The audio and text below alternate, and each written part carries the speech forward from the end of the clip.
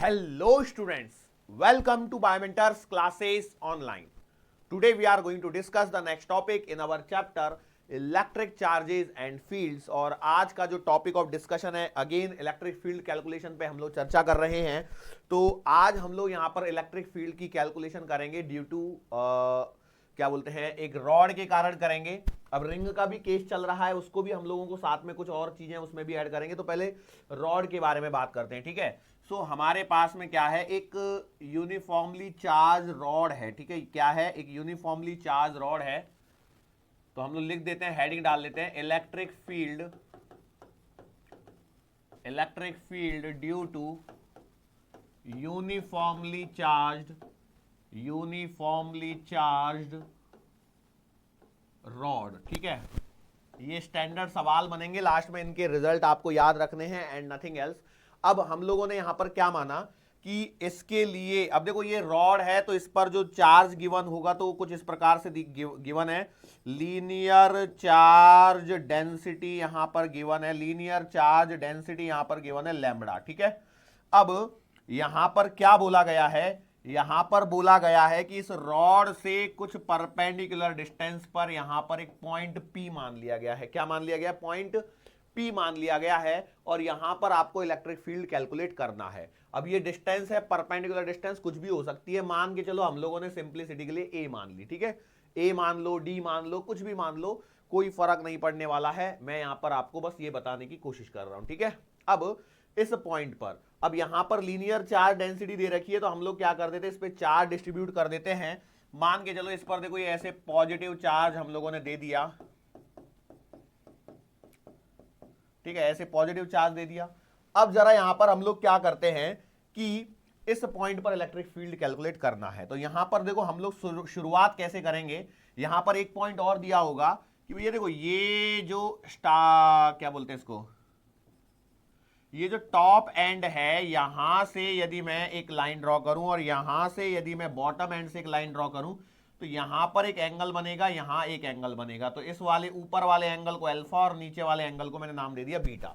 ध्यान से देखिए मैंने क्या बोला, ऊपर वाले एंगल को नाम दे दिया अल्फा, नीचे वाले एंगल को नाम दे दिया बीटा।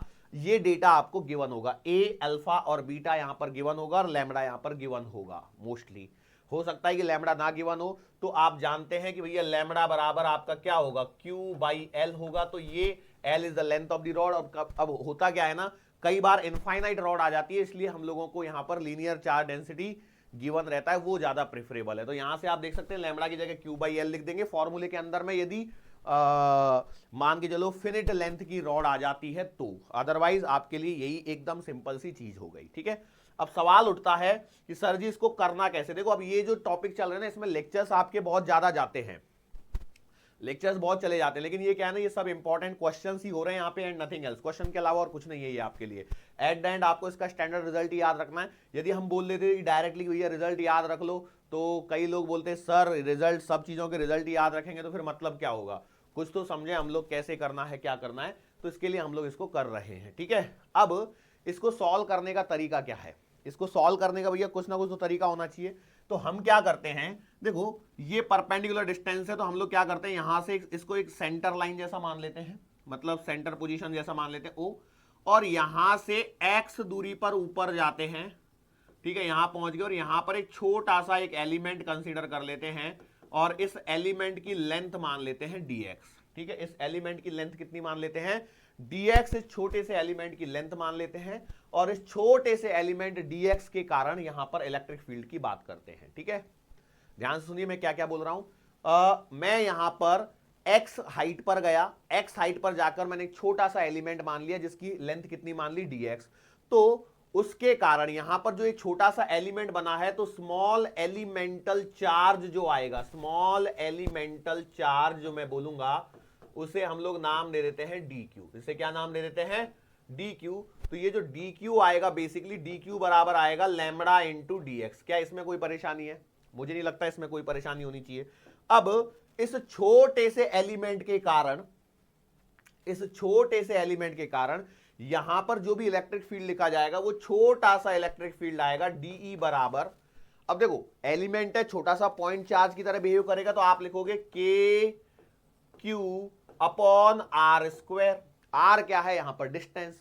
अब आर को कैसे लेके आएंगे, तो इसके लिए मैंने क्या किया जरा यहां पर देखते हैं। मैंने क्या किया, यहां से ऐसे जाके, मतलब यहां से गया मैं थीटा एंगल पर मैंने इनको मैच करा दिया। तो भैया यहां पर थीटा पर जाके छोटा सा एंगल बना दिया डी थीटा, छोटा सा एंगल बना दिया डी थीटा नाम का एक छोटा सा एंगल मैंने यहां पर क्रिएट कर दिया है। क्या ये बात आप लोगों को समझ में आ रही है? कई लोग बोल रहे होंगे सर ये तो बहुत ही और टेढ़ा टेढ़ा सा कॉम्प्लिकेटेड जैसी सिचुएशन लग रही है। ओके कोई बात नहीं, डरिए नहीं, ठीक है। अब ये जो छोटा सा इलेक्ट्रिक फील्ड जो भी आया होगा, उस छोटे से इलेक्ट्रिक फील्ड के बारे में क्या जानते हैं आप? तो आप जानेंगे कि भैया देखो ये इलेक्ट्रिक फील्ड ऐसे आएगा डीई का, बराबर है, यस और नो। अब यहां पर यदि ये एंगल थीटा, यहां पर देखो ऐसे मना लेता हूं, ये एंगल थीटा है, तो इसके दो कंपोनेंट होंगे, एक ऐसे वाला और एक ऐसे वाला। अरे होगा कि नहीं होगा? बिल्कुल सही बात है। यदि ये एंगल थीटा है तो ये वाला एंगल भी थीटा होगा, तो इसका एक कंपोनेंट आएगा डीई कॉस थीटा और एक ये वाला कंपोनेंट आएगा डीई साइन थीटा। क्या इसमें कोई परेशानी है किसी को? मुझे तो नहीं लगता है कि भैया इसमें किसी को कोई परेशानी होनी चाहिए। होगी क्या? आई डोंट थिंक सो इसमें कोई परेशानी होनी चाहिए। अब यहां पर जरा ध्यान से देखते हैं हम लोग, इस लेंथ को मैंने क्या मान लिया है? आर मान लिया। इस लेंथ को कितना मान लिया है? आर मान लिया है। तो आर मानने से क्या फर्क पड़ने वाला है? आर मानने से बहुत सारी चीजें आपके पास में आएंगी। वो कैसे है कि देखो इसको एक ऐसे सेगमेंट की तरह कंसीडर कीजिए। देखो ये ऐसा एक सेगमेंट बन गया जहां पर ये एंगल अंदर का डी थीटा है, ये आर है और ये डी एक्स है, यस और नो? बिल्कुल सही बात है। और यदि ऐसा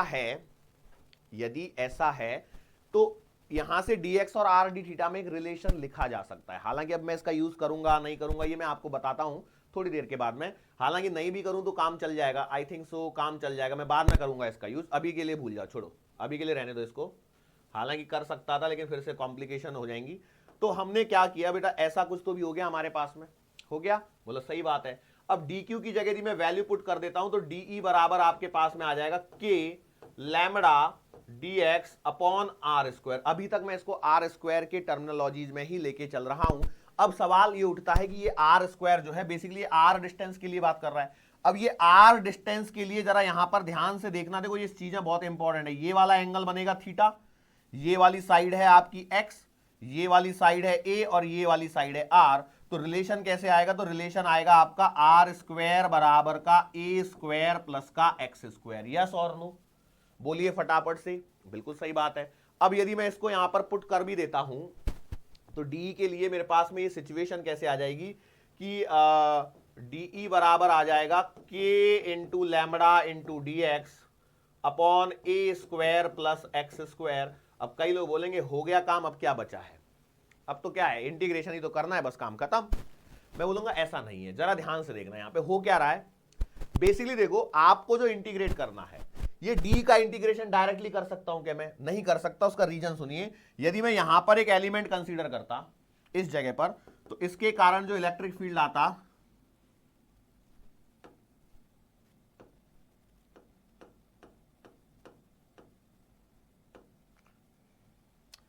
यहां पर यदि मैंने एक एलिमेंट कंसीडर किया होता तो इसके कारण जो इलेक्ट्रिक फील्ड आता, क्या वो इस डायरेक्शन में आता, छोटा सा डी? यस और नो? बिल्कुल सही बात है। तो ये इलेक्ट्रिक फील्ड और ये इलेक्ट्रिक फील्ड की डायरेक्शन सेम है या अलग अलग है? बिल्कुल अलग अलग है। तो क्या मैं डायरेक्टली इंटीग्रेट कर सकता हूं? बिल्कुल डायरेक्टली इंटीग्रेट नहीं कर सकता, बिल्कुल भी नहीं कर सकता डायरेक्टली इंटीग्रेट। तो जब डायरेक्टली इंटीग्रेट नहीं कर सकता तो उसके लिए हम लोगों को कुछ सोचना पड़ेगा। और वो क्या सोचते हैं हम लोग? कंपोनेंट। मतलब इसलिए मैंने पहले ही कंपोनेंट निकाल के दिखा दिया आपको, क्योंकि आपको मालूम है ये चीज, बार बार बस रिकॉलिंग चल रही है प्रूफ के लिए। भैया देखो ऐसे हो रहा है इसलिए मैंने कंपोनेंट निकाले हैं। तो इसका मतलब ये हो गया कि हम लोगों को दो अलग अलग इलेक्ट्रिक फील्ड के बारे में सोचना पड़ेगा। मैं बोला ठीक है। तो अब दो अलग अलग इलेक्ट्रिक फील्ड जो आएंगे उसमें देखिए हम लोग क्या कर सकते हैं। इसको थोड़ा सा ना ऐसे एनालाइज करते हैं। कैसे? देखो यहां पे थोड़ा सा स्पेस का प्रॉब्लम होगा, हम लोग अगले पेज पे मूव ऑन करेंगे, डरने की जरूरत नहीं है। ये वाला सेक्शन आपने लिख लिया होगा। मैं क्या करता हूं, देखो इसको ऐसे मान लेता हूं, ये एक्स एक्सिस हो जाएगी, ये वाई एक्सिस हो जाएगी। मतलब एक तो ये हो जाएगा इलेक्ट्रिक फील्ड और एक ये इलेक्ट्रिक फील्ड है। तो क्या मैं इस डी कॉस थीटा को ऐसा बोल सकता हूं, electric field along the x axis या परपेंडिकुलर टू द रॉड? और एक बन जाएगा डीई साइन थीटा, जिसे मैं ऐसा भी कह सकता हूं कि इलेक्ट्रिक फील्ड है ये क्या बोलते हैं, अलोंग वाई एक्सिस या पैरेलल टू द रॉड। बात समझ में आ रही है? दो इलेक्ट्रिक फील्ड के बारे में मैंने बात कर ली। मतलब मैं ये लिख रहा हूं यहां पर कि भैया जी हमारे पास में एक इलेक्ट्रिक फील्ड है डीई एक्स, जो है आपका डीई कॉस थीटा, और ये बेसिकली क्या है, perpendicular to the rod, perpendicular to the rod, या हम लोग बोल सकते हैं अलोंग एक्स एक्सिस। अलोंग क्या है ये, एक्स एक्सिस। और दूसरा वाला मेरे पास में बन के आया डीई वाई, जिसे मैं लिख सकता हूं डीई साइन थीटा, या हम लोग बोलेंगे parallel to the rod, parallel to the rod, या मैं बोल सकता हूं इसे अलोंग वाई एक्सिस। अलोंग क्या है ये, वाई एक्सिस है। ये दो इलेक्ट्रिक फील्ड हो गए। मतलब अब मेरे दिमाग में एक बात तो क्लियर हो गई कि मेरे को दो अलग अलग इंटीग्रेशन करने हैं। सर दो अलग अलग इंटीग्रेशन करने से काम चल जाएगा क्या? देखो अब देखो, मैं वो भी करते हैं हम लोग क्लियर। वो ऐसे है, देखो ये आपका जो पूरा इलेक्ट्रिक फील्ड है, देखो कहीं से भी पॉइंट लोगे तो इसके भी दो कंपोनेंट बनेंगे, एक एक्स और एक ऐसा बन रहा है।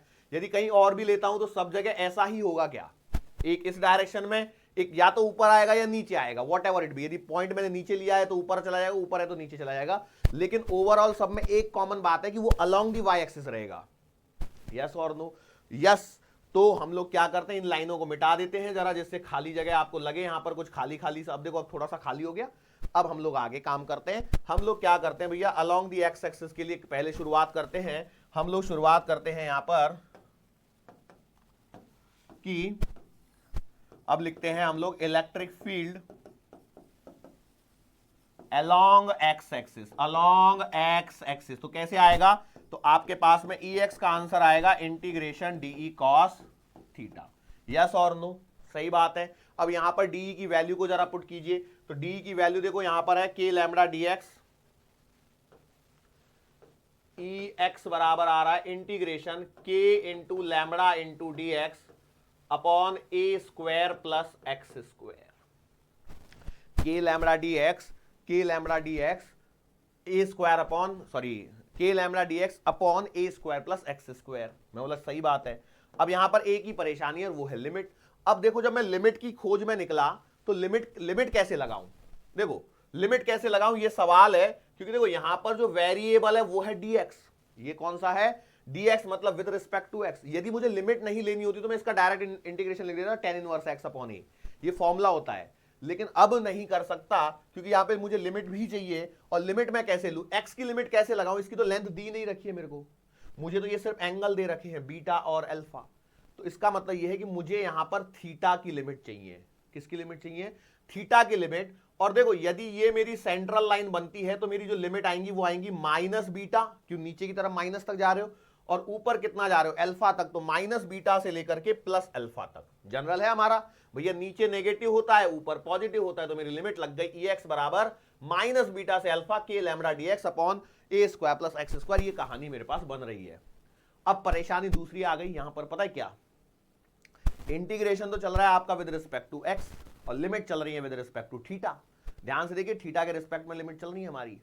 तो अब कैसे करें, तो अब कई लोगों के मन में आ जाएगा कि सर हम लोग काम करते जो आपने बताया था, क्या बताया था, देखो ये आपके पास में बन गया ऐसे, यस और नो, ये है आपका आर, ये है आपका डी थीटा, और ये है आपका डी एक्स। तो हम लिख देते हैं सर डी एक्स बराबर आर डॉट डी थीटा, तो अब आ गई। अब यदि ऐसे आपने सोच लिया कि सर जी हमारे पास डी एक्स बराबर आर डी थीटा आ गया, तो अब आपको थीटा में वेरिएबल चाहिए, थीटा में वेरिएबल है नहीं भैया। क्या यहां पर आपको थीटा में कोई वेरिएबल दिख रहा है, बिल्कुल नहीं दिख रहा है। दिख रहा है क्या कहीं, बिल्कुल नहीं दिख रहा है। तो अब क्या किया जाए, फिर से गाड़ी अटका दी हम लोगों ने। देखो ये सारी चीजें, अब ऐसा नहीं है कि मैं डायरेक्टली नहीं बता सकता, मैं डायरेक्टली भी बता सकता हूं कि क्या होने वाला है, लेकिन क्या है, आपको सोचने समझने की शक्ति आप में तभी डेवलप होगी जब आप गलत करोगे और फिर सोचोगे यार ये तो गलत हो गया, तो अब सही क्या होना चाहिए। अब मैंने आपको बताया कि dx बराबर आर डी थीटा आप लिख के सोच सकते थे कि ऐसा कर लिया जाए, लेकिन यहां पर आपकी गाड़ी फिर से जाके अटक जाएगी। आर डॉट डी थीटा में थीटा तो वेरिएबल के फॉर्मेट में यहां पर मिल ही नहीं रहा है, तो अब क्या करें। तो अब देखो इसका भी सॉल्यूशन है हमारे पास में। देखो इसको मिटा रहा हूं मैं, गलत हुआ आपके सामने। तो अब देखो मैं इस ट्राइंगल पे आ जाता हूं, और इस ट्राइंगल के अंदर में एक बहुत ही खूबसूरत चीज आपको देखने को मिलेगी, और वो क्या मिलेगी कि मैं यहां से tan थीटा की वैल्यू लिख सकता हूं। बोलो tan थीटा कितना आएगा, tan थीटा आएगा आपका x अपॉन ए।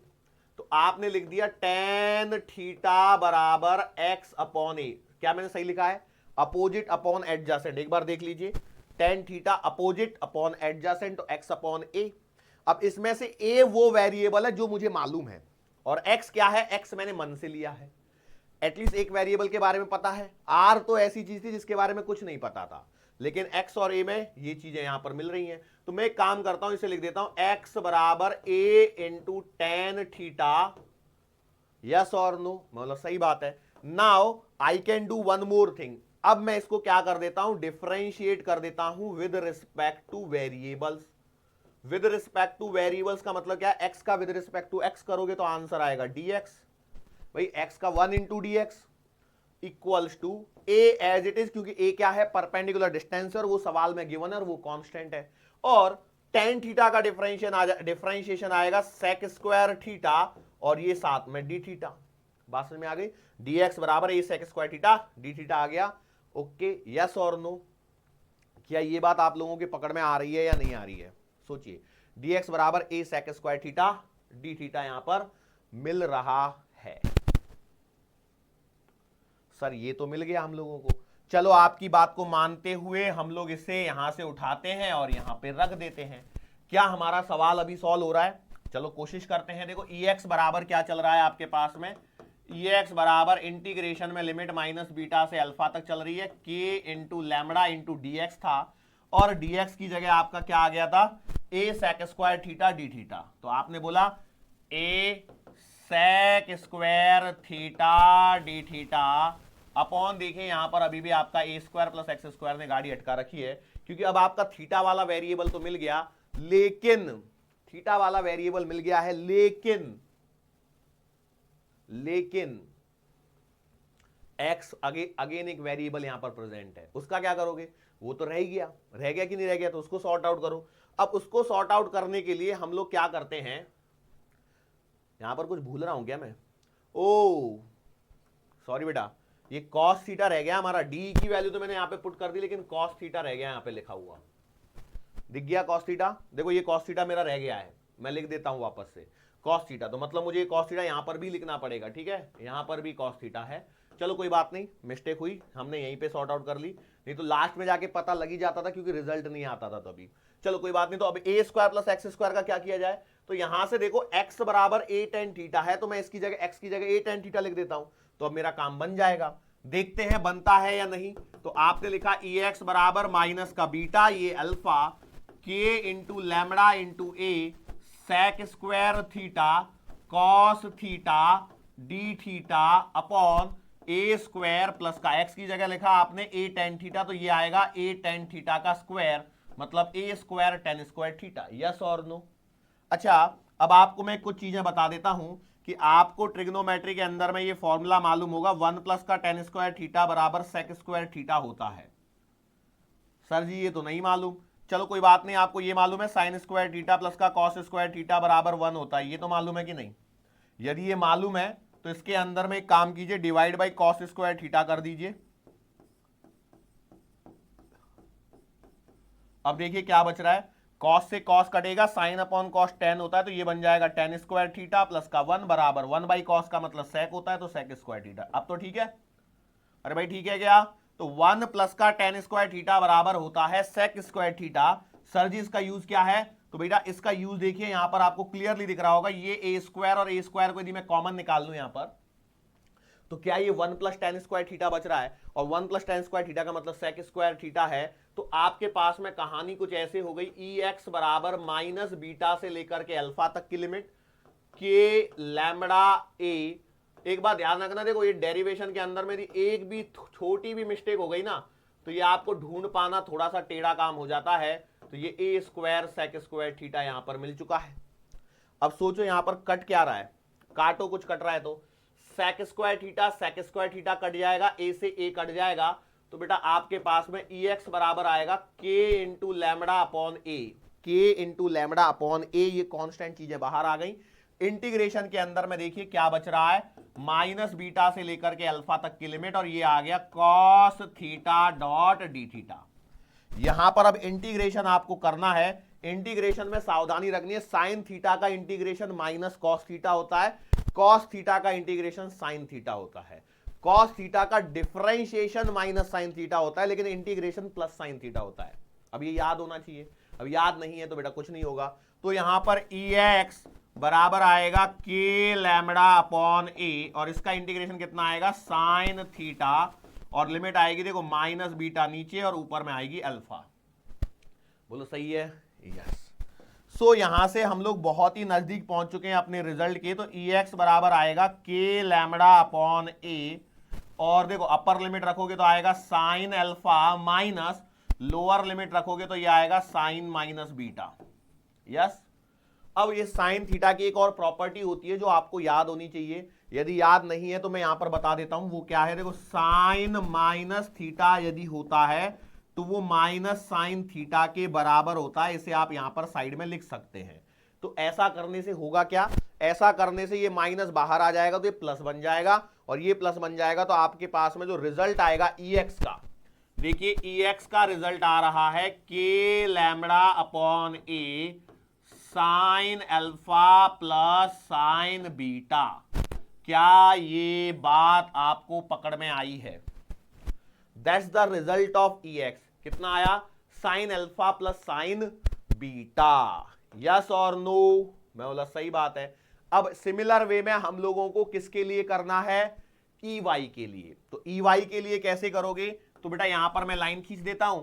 EY का मतलब आएगा इंटीग्रेशन DE साइन थीटा, बराबर है, और लिमिट वही माइनस बीटा से लेकर के अल्फा तक। अब देखो क्या, अब मेरे पास में दो ऑप्शन है। दो ऑप्शन कौन कौन से हैं? एक ऑप्शन तो ये है कि मैं पूरा रिपीट करूं, मतलब कैसे, देखो पहले DE की वैल्यू रखो, तो DE की वैल्यू रखोगे तो आपको मिलेगा माइनस का बीटा से लेकर के अल्फा तक की लिमिट, ये होगा K lambda DX upon A square plus x square, और ये साइन थीटा साथ में चल रहा है। ठीक है, सोचिए क्या ये वाली सिचुएशन किधर गई, ये वाली सिचुएशन के बिल्कुल सिमिलर है। वही टेन थीटा बराबर एक्स अपॉन ए, सब कुछ वैसा ही होगा। तो dx बराबर a sec square theta D theta directly लिख दूं मैं, क्योंकि ट्राइंगल तो वही है, बिल्कुल वही है। तो देखो यहां पर क्या चेंज आ रहा है, बस उसको फोकस कीजिए। के lambda a sec square theta D theta upon this, और ये साथ में साइन थीटा। तो मैं एक स्टेप मेरा यहां पर बच जाएगा, मेरी थोड़ी सी मेहनत बच गई, और मैं डायरेक्टली कह पा रहा हूं कि EY बराबर इंटीग्रेशन माइनस बीटा से लेकर के अल्फा तक की लिमिट K इंटू लैम्बडा, और dx की जगह आ गया a sec square theta D theta upon ये a square plus x square आएगा, बराबर है। उसको भी मैं डायरेक्टली लिख दूं क्या यहां पर, तो ये आएगा a square sec square theta, और यहां पर ये साइन थीटा साथ में चल रहा है। देखिए बिल्कुल वही काम किया है।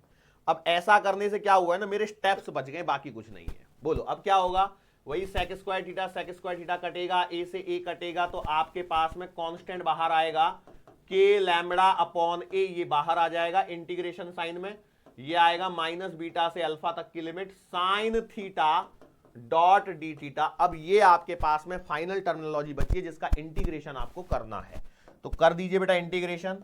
तो देखो साइन थीटा का यदि आपने इंटीग्रेशन करोगे तो अब इस बार आपको ध्यान रखना है रिजल्ट कितना आएगा, माइनस कॉस थीटा, और लिमिट आएगी माइनस बीटा से लेकर के अल्फा तक की। ठीक है, now put the limits. Limit put करने पर क्या होता है, अपर लिमिट माइनस का लोअर लिमिट, तो के लैम्बडा अपॉन ए, और देखो upper limit minus lower limit करना है तो काम कर दो, माइनस को मैं बाहर ले लेता हूं, तो अपर लिमिट आएगी cos alpha minus cos minus का बीटा। ठीक है, अरे श्योर है। अब यहां से क्लियर हो गया, ये आंसर आ गया। अब कॉस की प्रॉपर्टी क्या होती है, तो कॉस की प्रॉपर्टी होती है बेटा कॉस माइनस थीटा बराबर कॉस थीटा, ये कॉस की प्रॉपर्टी है जो यहां पर काम आएगी।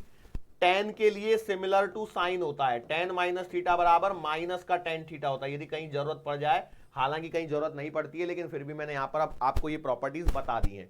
ठीक है, तो इसके बेसिस पर यदि मैं देखता हूं तो मेरे पास EY का आंसर देखो क्या निकल के आया, EY का आंसर निकल के आया माइनस का k lambda upon a cos alpha minus cos beta, that's the answer. Minus sine क्या रिप्रेजेंट कर रहा है कि भैया वो इलेक्ट्रिक फील्ड नीचे है। ठीक है, श्योर हो गए।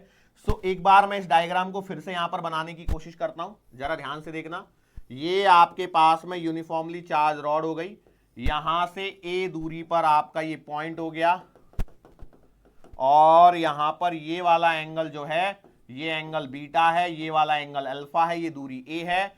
तो यहां पर जो आपका इलेक्ट्रिक फील्ड आ रहा है वो आ रहा है EX बराबर k lambda upon a sine alpha plus का साइन बीटा बराबर है। और इस डायरेक्शन में आपका आ रहा है, अब देखो माइनस साइन ऑलरेडी आ चुका है, मतलब वो नीचे की तरफ है, तो आप लिख सकते हो के लैम्बडा अपॉन ए, या फिर एक काम करो इसको एडजस्ट कर लो यहीं पे।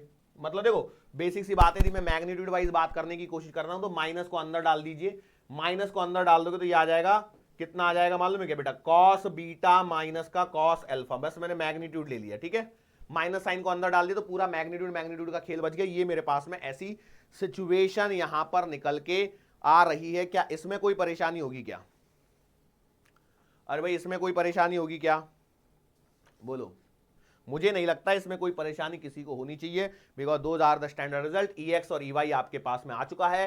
कॉस अल्फा सॉरी क्या बोलते हैं, k lambda upon a sine alpha plus sine beta, k lambda upon a cos beta minus cos alpha, these are the result. यहां से आप नेट इलेक्ट्रिक फील्ड कैलकुलेट कर सकते हैं। लेकिन मैं आपको बता दूं, यदि एग्जाम में आपको ये सवाल जनरली जब पूछा जाता है तो आपको EX या EY ऐसे ही पूछा जाता है। मतलब देखो this is the electric field perpendicular, this is what perpendicular, और ये क्या है parallel to what rod, yes और नो। अब यहां पर एक ऐसी सिचुएशन हो सकती है कि अल्फा बराबर बीटा आ जाए। मतलब देखो कैसे कि ये जो पॉइंट है, यदि ये एंगल अल्फा और बीटा अलग अलग है, इसका मतलब this point is not symmetrical to rod. क्या ये सिमेट्रिकल है? बिल्कुल भी नहीं है। क्या सिमेट्रिकल? नहीं। सो अब मैं यहां पर अलग अलग केसेस के बारे में यदि मैं बात करता हूं, अलग अलग केसेस मतलब कैसे कि मान के चलो पहला केस मैं बोलता हूं कि the point P is situated at perpendicular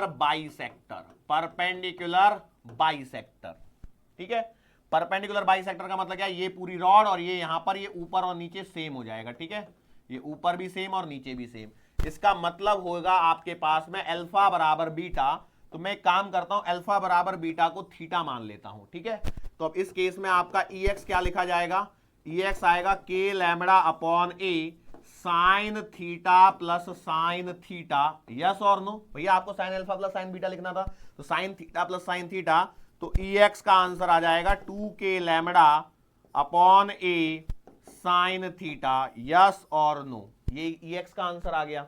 EY का आंसर भी तो निकालना है, तो बेटा आपको निकालना पड़ेगा EY का आंसर। तो EY का आंसर आएगा के लैम्बडा अपॉन ए और cos theta minus cos theta, ये तो कट जाएगा, तो EY का आंसर आएगा कितना, 0। इसका मतलब समझिए, इसका मतलब ये है कि यदि आपके पास में ये रॉड है, इसकी चार्ज डेंसिटी लैम्बडा है, और यहां से A दूरी पर आपका कोई पॉइंट है, और ये ऊपर का और ये नीचे का एंगल ये भी थीटा है और ये भी थीटा है, तो आपका जो इलेक्ट्रिक फील्ड बनेगा उस इलेक्ट्रिक फील्ड की डायरेक्शन आएगी ई नेट इस डायरेक्शन में, और ये कितना आएगा, ये आएगा 2K lambda upon a sine theta. ये डायरेक्ट रिजल्ट है, स्टैंडर्ड रिजल्ट बना दिया मैंने। एक और मेनली तो आपको EX और EY ही याद रखने, ये सवाल चल रहे हैं साइमल्टेनियसली। ये क्या चल रहे हैं, सवाल चल रहे हैं साइमल्टेनियसली। अब देखो यहां पर ये पहला केस हो गया।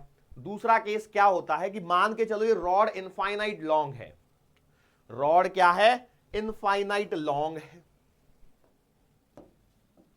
तो देखो for infinite long rod, for infinite long rod, infinite long rod का मतलब क्या है, देखो ये ऐसे अनंत लंबी जा रही है, इस पे चार्ज लैम्बडा ही है।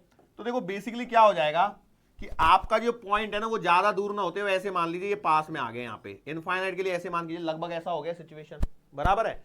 अब यदि आप देखोगे तो इनफाइनाइट लॉन्ग है, मतलब आपको मुंडी पूरी ऐसे ऊपर करनी पड़ेगी, अरे यस और नो, और नीचे देखना है तो पूरी ऐसे करनी पड़ेगी, यस और नो। अब देखो ये मैं ऐसे यहां पर खड़ा हूं, ठीक है। पिछले सवाल में देखो मैं कैसे खड़ा था, पिछले सवाल में भी मैं यहां पर ऐसे खड़ा था, तो मेरी आंखें ऐसे कुछ तो भी एंगल बना रही थी ऊपर और कुछ तो भी नीचे बना रही थी। मान चलो मेरी मुंडी यहां पे नीचे आ जाओ थोड़ा सा, ठीक है। मान लीजिए मेरी यहां पर है आंखें, यहां पर है मेरी आंखें, तो देखो एक तो एंगल ऐसे बनाया मैंने और एक एंगल ऐसे बनाया, यस और नो। अरे सही बात है, तो यही एंगल बन रहे हैं कि नहीं बन रहे हैं, बिल्कुल सही बात है। लेकिन सोचो यदि ये वायर इनफाइनाइट लंबी रॉड होती, इनफाइनाइट रॉड होती, तो ये मेरी आंखें, तो ये मेरी आंखें ऐसे देख रहा था मैं, थोड़ा सा ऊपर देखना पड़ता, थोड़ा सा नीचे देखना पड़ता था। लेकिन अब क्या हो रहा है, अब मेरे को पूरा ऊपर ऐसे देखना पड़ेगा। मेरी ये आंखें थी ऐसे, अब मेरे को पूरा ऊपर देखना है, मतलब मेरे को एंगल कितना बनाना चाहिए, 90। तो इसका मतलब ये कि for infinite long rod alpha will be equals to beta will be equals to 90 degree. बात समझ में आई? ये इंपॉर्टेंट चीजें हैं, इनको बस समझिए। यदि ये समझ में आ गए तो ये आपके सवाल तो वैसे ही हो रहे हैं, ये साथ में सवाल ही चल रहे हैं बेसिकली। अब यहां पर जो पॉइंट आता है वो ये आता है, अल्फा बराबर बीटा बराबर 90। तो अब एक बात बताइए मुझे, EX का पहले फॉर्मूला लिखिए। तो EX का फॉर्मूला है बेटा K lambda upon A sign alpha plus का साइन बीटा। यस और नो? आपने बोला बिल्कुल सही बात है। तो अब यहां पर अल्फा बराबर बीटा बराबर 90 रखोगे तो EX का आंसर आएगा कितना, K lambda upon A sine 90 plus का साइन 90। साइन 90 कितना होता है बेटा, 1, तो 1 + 1 2, तो EX का आंसर आ गया कितना, 2K लैम्बडा अपॉन A। बराबर है। ऐसे ही कौन बच गया आपके पास में, अभी आपके पास में बचा है EY। बोलो EY का फॉर्मूला क्या है, तो K lambda upon A cos beta minus cos alpha. Yes, okay. So अब आपके पास में सिचुएशन ये हो गई कि आप पुट करेंगे तो EY बराबर आएगा K lambda upon A cos 90 minus cos 90। तो देखो कॉस 90 तो 0 है, वैसे भी कॉस 90 0, 0 में से कॉस 90 गया तो 0 0 ही आने वाला है। तो EY का आंसर 0 आ गया। सो अगेन ये सिचुएशन आ गई इनफाइनाइट लॉन्ग रॉड के लिए। बेटा आपका इलेक्ट्रिक फील्ड कैसे आ गया, तो आप कह सकते हैं यहां पर कि भैया नेट इलेक्ट्रिक फील्ड इसी डायरेक्शन में आ रहा है। ठीक है, नेट इलेक्ट्रिक फील्ड इसी डायरेक्शन में आ रहा है। यस और दो, ये सेकंड केस हो गया। ये क्या हो गया तुम्हारा, सेकंड केस हो गया। और कुछ केस बनाया जा सकता है क्या इसमें, बिल्कुल बनाया जा सकता है। कैसे, एक थर्ड केस होता है जिसे हम लोग कहते हैं सेमी इनफाइनाइट लॉन्ग रॉड या semi infinite long wire. Third case है सेमी इनफाइनाइट रॉड या वायर जो भी है। इसके अंदर में होता क्या है, इसको कहने का एक और तरीका है, वो क्या है, point is situated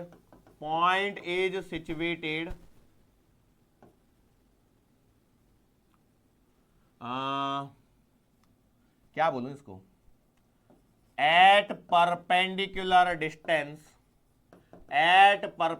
distance of one end of rod. मतलब समझिए डायग्राम के अंदर में, इसका मीनिंग भी समझना जरूरी है बेटा। एग्जाम में कई बार आपको डायग्राम नहीं दिए होते हैं तो आपको कंफ्यूजन नहीं होना चाहिए, इसलिए मैं डायग्राम भी बना रहा हूं। ये रॉड हो गई, ये इसका लैम्बडा दे दिया, ठीक है। अब यहां पर क्या बोला गया है, यहां पर देखो क्या बोला गया है, semi infinite long rod. Semi infinite का मतलब ये है कि ये एक साइड में तो अनंत लंबी है लेकिन एक साइड में कुछ भी नहीं है, ठीक है। तो इसका मतलब देखो हम लोग क्या करते हैं, यहां पर मान लेते हैं, देखो ऐसे कि यहां से ये पॉइंट आ गया ये A दूरी पर, ठीक है। अब यदि ये पॉइंट यहां पर बना है तो अब सोचिए अल्फा और बीटा कितना है। अब यहां पर यही बस सोचना है। तो यदि ये इनफाइनाइट, ऊपर तो इनफाइनाइट है लेकिन नीचे कुछ है क्या, देखो यहां से आपको नीचे कुछ एंगल बनेगा क्या, नीचे तो कुछ एंगल नहीं बन रहा, मतलब आपका बीटा बराबर आ गया 0। लेकिन ऊपर क्या बन रहा है, अल्फा बराबर 90, क्योंकि ऊपर तो आपका इनफाइनाइट है। तो ऊपर का एंगल 90 लेकिन नीचे का एंगल 0। यदि आपने ऐसे कर लिया तो बस आपका काम खत्म। कैसे, सबसे पहले EX लिखो, तो आपने लिख दिया EX बराबर K lambda upon A sign alpha plus sine beta, बराबर है। पुट द वैल्यू को पुट करो बेटा फटाफट। अल्फा कितना 90, बीटा कितना 0, तो EX का आंसर आएगा कितना, K lambda upon A sine 90 plus का साइन 0। तो देखो साइन 0 तो देखने की जरूरत है ही नहीं, साइन 91, तो EX का आंसर आ गया कितना, K लैम्बडा अपॉन A। ये आपको EX का आंसर मिल गया। अगला आंसर किसके लिए निकालना है, EY के लिए।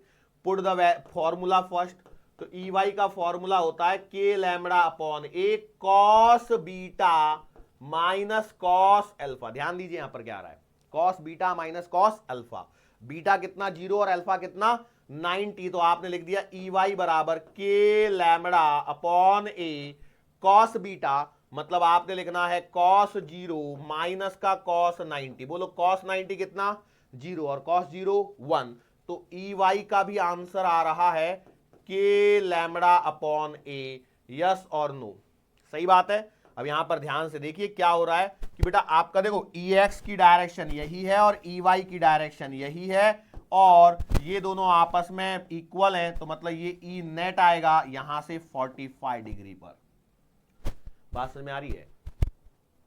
अरे बात समझ में आ रही? अच्छा, ऐसा ही इस सवाल के अंदर में ऐसी भी तो सिचुएशन हो सकती थी, कैसी कि सर जी ये पॉइंट यहां ना होकर के यहां होता, तो ये वाली डिस्टेंस ए पर होता तो क्या होता। इस वाली सिचुएशन पे देखो आपके लिए ऊपर तो जाना नहीं है, मतलब अल्फा बराबर 0 और बीटा बराबर कितना आता था 90, और नीचे 90। यस और नो? अरे भाई नीचे ही तो जा रहे हो, नीचे का 90। तो उस केस में आप क्या बोलते थे, फटाफट देखो यहां पर अल्फा 0 और बीटा 90 पुट करो, तो EX का आंसर देखो अल्फा 0 है तो ये तो अभी भी वही आ रहा है k लैम्बडा अपॉन ए। मतलब समझ में आया? दूसरा EY बोलो यहां पर, तो EY में आपको क्या करना है, देखो अल्फा को 0 और बीटा को 90। तो बीटा को यदि 90 पुट करोगे तो cos 90 मतलब 0 और cos 0 मतलब 1। तो EY का आंसर आएगा माइनस का k लैम्बडा अपॉन ए। बात समझ में आ रही है? सो जरा ध्यान से देखिए, इसका मतलब ये हो गया क्या कि बेटा EY का मतलब हो गया k लैम्बडा अपॉन ए ऊपर की तरफ। यस और नो? क्योंकि देखो हमारा एज पर द फॉर्मूला तो आंसर नीचे होना चाहिए था, लेकिन माइनस आ गया, इसका मतलब कि बेटा उल्टा हुआ, ऊपर आ जाएगा। मतलब ये होगा कि ये आपका EX और ये आपका EY और नेट जो आएगा वो ऐसे ई नेट आ जाएगा और ये वाला एंगल अगेन 45। सर आपको 45 पता कैसे लग रहा है? हमको तो समझ में नहीं आ रहा 45 आप कैसे लिख रहे हैं। भैया क्लियर सी बात है, EX और EY के मैग्नीट्यूड को देखो, दोनों क्या है, सेम है। और यदि दोनों एंगल सेम है तो इसका मतलब क्या हो जाएगा कि आपका आंसर वहां पर 45 डिग्री का ही आएगा। भाई कट लो ना tan थीटा बराबर EY अपॉन EX करा के। बात समझ में आ रही है? श्योर है? ओके, तो ये था हमारा कौन सा वाला केस, रॉड के लिए। अब इसमें जो सवाल बनाता है एग्जामिनर, वो सवाल कैसे बनाता है? सवाल बनाता है कुछ इस तरह से कि बेटा ये आपके पास में दे देता है, बोलता है ये है एक रॉड, ये है एक रॉड यहां से आहा आहा डी दूरी पर, और बोलता है ये एंगल है 30 डिग्री, ये एंगल है 60 डिग्री। यार 30 डिग्री और 60 डिग्री को कहां ले रहा हूं मैं, एक काम करो थोड़ा सा, चलो ले लेते हैं, क्या दिक्कत है। फाइंड इलेक्ट्रिक फील्ड, ये लैम्बडा गिवन है और डिस्टेंस डी गिवन है। बोलो कैसे निकालोगे? निकाल पाओगे कि नहीं निकाल पाओगे? तो सबसे पहले EX का फॉर्मूला बोलो। EX का फॉर्मूला आएगा k lambda upon a sine alpha plus sine beta. दूसरी इंपॉर्टेंट बात बेटा, यहां से ऊपर अल्फा है और नीचे बीटा है, ये बात इंपॉर्टेंट है। तो आपने लिखना है EX बराबर k lambda upon d sine 30 plus का साइन 60। सही है या नहीं है? आपने बोला बिल्कुल सही है। तो EX का आंसर आएगा k lambda upon a sign 30 1/2 और ये साइन 60 √3/2। तो देखो कितना आंसर आ रहा है, जरा फटाफट से देखिए। देखो 2 कॉमन आ जाएगा तो ये आंसर आ रहा है, EX का आंसर आ रहा है कितना, k लैम्बडा अपॉन 2a और ये आएगा 1 प्लस का √3। सही है, एक हो गया। दूसरा करिए, दूसरा क्या है EY के लिए। तो बेटा EY के लिए लिखोगे k लैम्बडा अपॉन ए और cos beta minus cos alpha, यही कंफ्यूजन करेगा और कुछ नहीं होगा। ठीक है, मैंने बोला ठीक है। अब जरा यहां पर ध्यान से देखिए, EY बराबर k लैम्बडा अपॉन डी, इसमें तो कोई परेशानी नहीं है। कॉस बीटा कौन सा?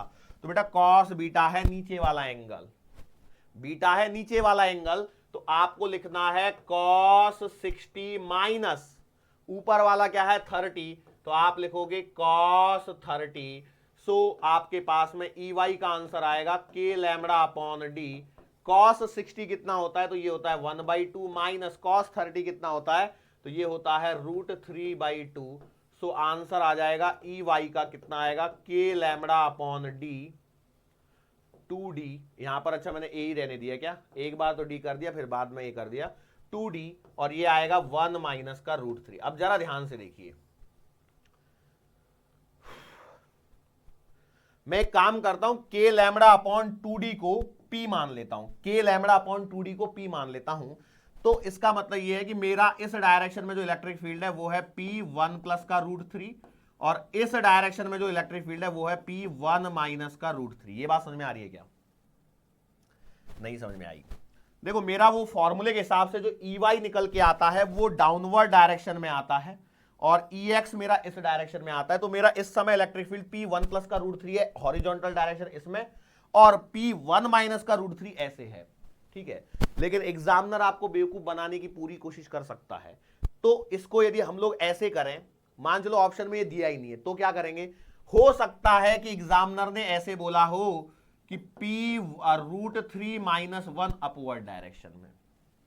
यस, मतलब ये वाली जो डायरेक्शन है वो तो नीचे है, लेकिन यही मैं लिख सकता हूं k lambda upon 2d, minus को हटा देते हैं, माइनस से मल्टीप्लाई कर देते हैं तो ये आ जाएगा √3 माइनस का 1। अब ये इलेक्ट्रिक फील्ड आ जाएगा ऊपर की डायरेक्शन में। यस और नो? क्या ये बात समझ में आ रही है? श्योर है?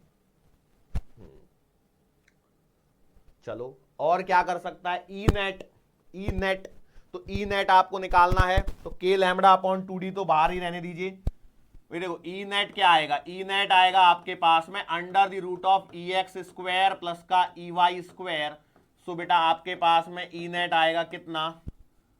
k लैम्बडा अपॉन 2d का स्क्वायर और √3 प्लस 1 का स्क्वायर प्लस ये सबका स्क्वायर है ये, और वही k लैम्बडा अपॉन 2d का स्क्वायर और √3 माइनस 1 का होल स्क्वायर। ठीक है, अब ये ऊपर चल रहा है मेरा कहानी, अब मैं ऊपर लेके आ चुका हूं। देखो ध्यान से देखना, 1 माइनस √3 है तो नीचे है और √3 माइनस 1 है तो ऊपर है। ठीक है, तो यहां से ये k लैम्बडा d अपॉन ये वाला तो कॉमन बाहर ही आ जाएगा पूरा, तो ई नेट बराबर आएगा कितना? k लैम्बडा अपॉन 2d और स्क्वायर रूट के अंदर में इसका स्क्वायर करोगे कितना आएगा? 3 plus 1 plus 2√3 plus 3 plus 1 minus 2√3। ठीक है, स्क्वायर ओपन किया ब्रैकेट के अंदर का। चलो अब यहां पर कुछ कैंसलेशन मारो फटाफट से, 2√3 कैंसल, 3 और 3 6 7 8। तो बेटा ई नेट का आंसर आ रहा है कितना? k लैम्बडा अपॉन 2d और 8 का मतलब हो जाएगा 2√2, तो ये आएगा 2√2। So it implies E net का आंसर आ जाएगा, 2 से 2 कटेगा, √2 k लैम्बडा अपॉन d। एक पूरा सवाल मैंने आपको करवाया यहाँ पे, यस और नो? अब दूसरा सवाल हो सकता है कि इनके एंगल के बारे में बात करें, तो बोलो एंगल कैसे निकालोगे? सोचिए, फटाफट से सोचिए एंगल कैसे आएगा। तो भैया जी देखिए यहां पर ये है आपका EY और ये है आपका EX। ठीक है, और ये EX कितना है? k lambda upon 2d √3 plus का 1। यस, और ये है आपका k lambda upon 2d √3 minus का 1। अब कई लोग सोच रहे होंगे सर 1 घंटा हो गया एक ही सवाल चल रहा है, तो क्या इतने बड़े सवाल हमको पूछे जाएंगे? प्रश्न लाजमी है, लेकिन एक बात मैंने आपको पहले बताई, आपको तो रिजल्ट याद रखना है, क्योंकि रिजल्ट के ऊपर सवाल पूछा जा सकता है। भैया देखो रिजल्ट के बाद का जो सवाल है, मुझे लगता है मैं 35 से 37 मिनट तक लगभग तो रिजल्ट तक पहुंचा हूं, उसके बाद में सवाल में ज्यादा समय नहीं लगाया मैंने। हाँ, कुछ अलग अलग चीजें करके दिखा रहा हूं, वो एक उसमें एक अलग टाइम लगा रहा हूं, वो एक अलग बात है। तो मैंने बोला यार ये आपका ई नेट हो गया, तो यहां से ये वाला एंगल मैंने अल्फा मान लिया, तो अल्फा बराबर आएगा tan इनवर्स ऑफ भाई y अपॉन x। तो यहां पर लिखना है k lambda upon 2d √3 minus का 1 upon k lambda upon 2d √3 plus का 1। यस और no? k lambda upon 2d cut जाएंगे, रूट, तो देखो अल्फा बराबर tan inverse of √3 minus 1 upon √3 plus 1। एक ये तो वैसे भी एक स्टैंडर्ड रिजल्ट है, लेकिन कई बार ऐसा हो सकता है ये ऑप्शन में ना दिखे। हालांकि इतना लंबा सवाल आने के बाद में मैं जानता हूं कि आप लोग करने वाले नहीं हो, लेकिन फिर भी मैं ये एक चीज है जो आपको कहीं एक आध बार एग्जाम में कहीं काम आ जाए, तो इसको मैं यहां पर समझा रहा हूं। ठीक है, कैसे क्या चीज समझाने की कोशिश कर रहा हूं जरा समझिए। मेरे पास में रिजल्ट आ रहा है अल्फा बराबर tan inverse of √3 minus 1 upon √3 plus का 1। ठीक है, यहां पर एक कॉन्सेप्ट होता है जिसे बोलते हैं कॉम्पोनेंटो डिविडेंडो। मतलब क्या, √3 नहीं, कॉम्पोनेंटो डिविडेंडो नहीं, मैं क्या करता हूं, इसके कॉन्जुगेट से मल्टीप्लाई करता हूं। मतलब क्या कर दिया मैंने, ऊपर में √3 माइनस 1 लिख दिया और नीचे भी √3 माइनस का 1 लिख दिया। इससे क्या हो रहा है सर जी, इससे देखो हो क्या रहा है, ये है आपका a plus b into a minus का b, और ऊपर वाली टर्मिनोलॉजी बन जा रही है √3 माइनस 1 का होल स्क्वायर अपॉन, अब ये a plus b into a minus b का मतलब होता है a स्क्वायर माइनस का b स्क्वायर। ये किसका फॉर्मूला है, a plus b into a minus b का। तो a square minus b square करोगे तो √3 का स्क्वायर करोगे 3 माइनस का 1 मतलब आएगा 2, तो आंसर आ जाएगा √3 माइनस का 1 अपॉन 2 का, और ये इसका स्क्वायर। समझ में आया? तो इस फॉर्मेट में ले जाके रख सकता है, तो ये काम की चीज है। मतलब इस डेटा को इस फॉर्मेट में लाया जा सकता है या पूछा जा सकता है, इसलिए बस मैंने ये बताया है। ठीक है, कई बार क्या होता है, हमको ऑप्शन में आंसर नहीं मिलते, हमारा आंसर कुछ ऐसा आके रुक जाता है।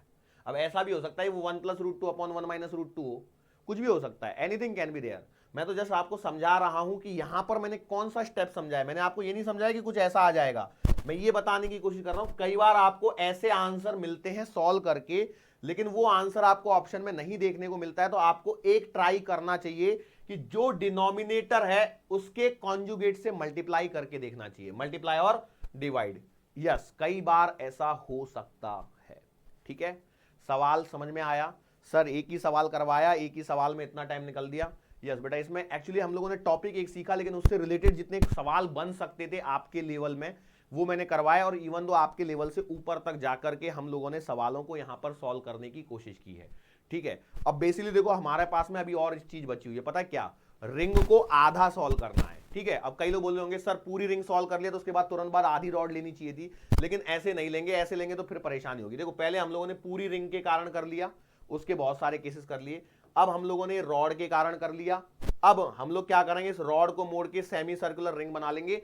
अब जब ये सेमी सर्कुलर रिंग बन जाएगी तो अब यहां पर आपको ये वाला कॉन्सेप्ट यहां पर काम में आएगा। ठीक है, तो इसके कारण मैंने वो करवाया नहीं है। अब कोई बात नहीं, अब आपको रॉड में ही आज का लेक्चर चला ही गया, 47 मिनट तो ऑलरेडी हो गए, मतलब आज तो हमारा नहीं हो पाएगा। अदरवाइज अगली हेडिंग है semi circular rod, semi circular ring. अब मैं उम्मीद करता हूं कि अब आपको हेडिंग डालनी है सेमी सर्कुलर रिंग और उसका डेरिवेशन खुद से करने की कोशिश करनी है। ठीक है, करने का तरीका वही आ जाएगा, मैं थोड़ी सी हिंट दे रहा हूं आपको। ये ऐसे ऐसे एक्स एक्सिस और वाई एक्सिस मान लेना, फिर यहां से वही थीटा पे जाकर के, यहां से थीटा पे जाकर के यहां पर एक छोटा सा एलिमेंट ले लेना और इस पे सॉल्व करने की कोशिश करना। ठीक है, दैट्स द वे, मैंने आपको हिंट दी है। यदि कर पाए तो बहुत ही अच्छी बात है, और नहीं कर पाए तो फिर हम लोग आने वाले लेक्चर में तो देखने ही वाले। ठीक है, आज हम लोगों ने क्या सीखा, आज हम लोगों ने सीखा कि भैया एक uniformly charge ring, uniformly charge rod होती है, तो उसके कारण आपका इलेक्ट्रिक फील्ड, यदि ए डिस्टेंस है, लैम्बडा इस पर यूनिफॉर्मली चार्ज डेंसिटी है, चार्ज डेंसिटी है, तो इस पॉइंट पर यदि इलेक्ट्रिक फील्ड लिखना है तो यहां पर एक इलेक्ट्रिक फील्ड आएगा इस डायरेक्शन में, Ex बराबर k lambda upon a, formula sine alpha plus sine beta, और एक इलेक्ट्रिक फील्ड आएगा इस डायरेक्शन में जिसे मैंने Ey का नाम दिया है, और ये है आपका k lambda upon a cos beta minus cos alpha. यहां पर कंडीशन ये है कि बेटा ये वाला एंगल बीटा है और ये वाला एंगल अल्फा है। ठीक है, इसके हिसाब से मैंने यहां पर करवाया है। ठीक है, श्योर है, कहानी में कोई परेशानी मेरे हिसाब से तो नहीं होनी चाहिए, लेकिन इसके बावजूद यदि किसी को कोई परेशानी लगती है तो आप इस डेरिवेशन पे फोकस करने के बजाय लास्ट में रिजल्ट पे फोकस करें। रिजल्ट आपको याद होना चाहिए, इसमें कोई शंका नहीं होनी चाहिए। ध्यान रखना, मैं बार बार बता रहा हूं, Ey जो है वो नीचे है, cos beta minus cos alpha है। यदि ये आपको अच्छा नहीं लगता है तो आपका एक Ex तो एज इट इज यही रह जाएगा, लेकिन एक Ey आप ऐसे लिख सकते हैं के लैम्बडा अपॉन ए, और ये बन जाएगा cos alpha minus cos beta. लेकिन आप बहुत सारी बुक्स के अंदर में आप पाएंगे कि यही रिजल्ट है और इसी के बेसिस पर दिया गया है। उसका रीजन ये है कि आगे चल के आपको एक डाइपोल करके पढ़ाया जाएगा, यहां पर माइनस क्यू होगा, यहां पर प्लस क्यू होगा, तो उसमें भी यदि इस पॉइंट पर जब इलेक्ट्रिक फील्ड लिखते हैं तो वो ऐसा आता है। ठीक है, और इस डाइपोल की डायरेक्शन ऐसी आती है, तो एंटी पैरेलल टाइप में। ठीक है, तो इसलिए इस रिजल्ट पे ज्यादा ध्यान दिया जाता है। ठीक है, ये आगे चल के कहानी है, तो इसको ध्यान मत दीजिए। अभी यहां पर हम लोग अपने आज के सेशन को समाप्त कर सकते हैं बखूबी, क्योंकि ऑलरेडी टाइम निकल चुका है। मैं रिंग वाला जो है वो डेरिवेशन करवा नहीं सकता, क्योंकि वो 10 मिनट में वैसे भी नहीं होगा। It will take like 20-30 minute जो भी होगा। और उस पर सवाल भी बनेंगे अभी। आज के सेशन को हम लोगों को यहां पे समाप्त करना पड़ेगा। मुलाकात फिर से होगी आने वाले अगले लेक्चर के दरमियान। तब तक के लिए